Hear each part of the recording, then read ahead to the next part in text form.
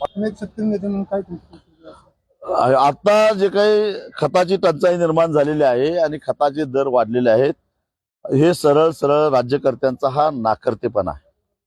कारण आखाती देशामध्ये युद्ध सुरू झाल्यानंतर कच्चा माल जो काही आखाती देशातून येत होता त्याच्या वाहतुकीला मर्यादा पडायला लागल्या. डॉलर महाग झाला, त्यामुळं जे कच्चा माल अजून महाग व्हायला लागला. शिवाय सरकारनं त्याच्यावरची असणारी सबसिडी कमी केली, जी खत कंपन्यांना सरकार सबसिडी देतं, ज्याच्यामुळं आपल्याला परवडेल या दरामध्ये खत कंपन्या खतं विकत असतात.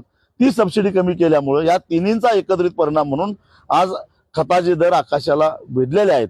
याला सर्वस्वी जबाबदार केंद्र सरकारचं धोरण आहे. त्यांनीच तो प्रश्न निर्माण केला आहे, त्यांनी सोडवलं पाहिजे.